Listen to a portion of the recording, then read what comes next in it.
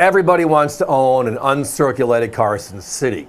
And with the 2021's released, the 100th anniversary coins, we have an opportunity at 175,000 coins out there, right? But how much is it going to cost you? $400, $500 maybe? How about looking for the actual more affordable method? And that actually is the originals. And tonight I got certified 64s from 1884 for under $500. How about that? You're looking at it, the gorgeous certified 64. All of ours are from the 1884. Some of them are from the GSA marking, others don't have the marking, but pretty much all of them came from that. And I'll get into that in a few minutes. The key here is the uncirculated look and feel of the coin, but the numeric grade as a 64. So the story of the 1884, right, is an interesting one. There were 4 coins made, and the lowest mintage was the 1884. So it was lower than Philadelphia, lower than New Orleans, lower than San Francisco. It was the winner of the year. And then the GSA sale in the early 1970s, General Service Administration sale, is on the table. We find silver in the vaults, and a good number of them are Carson cities, which is wonderful. So above the D and the O and dollar on the bottom of the coin, we get to see the CC mint mark. They auctioned those off to the public 50 years ago through newspaper ads, etc. And you could get one for a premium at that time. The unique thing about the 1884 is there were 788,000 coins in the government's vaults out of the 1.1 million. This is not a downer, this is an upper. I'm going to get to the best point of that. At 69% of the known mintage was actually in the GSA. The holy grail for us. Now we can find an affordable coin. An original 140-year-old Carson City Morgan dollar. But here's the other side. If you go to PCGS's website and you go and look for the population report, which tells you how many coins they've seen in the last 38 years. Whether it was a circulated coin or a mint state 64, every coin is logged and you can see it. Every grade has a number underneath it. So a 60 has this number, a 61 has this number, and you can see where the curve goes. And then you can see where the curve drops. And at 64, it drops hard.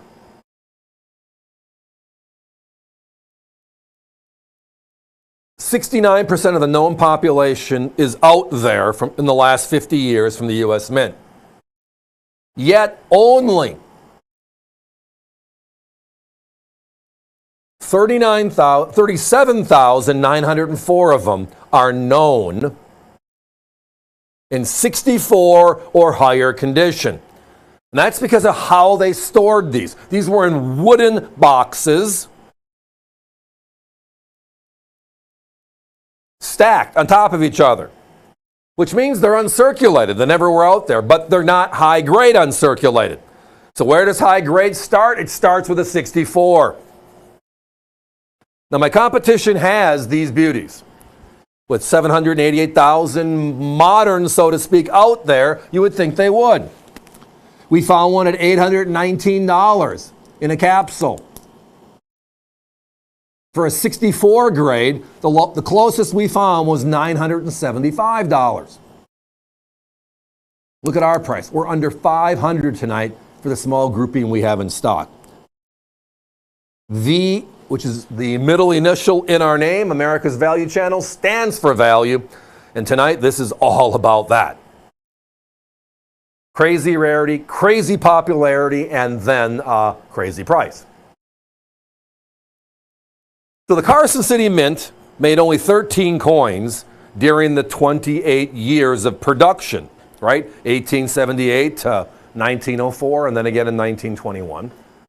Carson City closed its doors in 1893 forever, right? If you add up all the Morgans, less than 3% were made in Carson City, which is why pretty much every year it's the lowest mintage figure, including the 84cc we're having here. The anomaly is the GSA hoard, which is where most of the coins known today are from, gave us just about 70% of the population available to us, kind of like a gift. Where are they? They're all right here, is what it came down to, right? But then, about a decade later, the certification services start. PCGS was the first, right? 38 years into production right now, which means every coin they see, they put a number on, and they tell us it. They publish it. And that published number is staggering, 37,904. And 64, 65, 66 added together. Now remember 2021? I mean, how can you forget, right? On May 24th at noon, the U.S. Mint launched the first Carson City since 1893.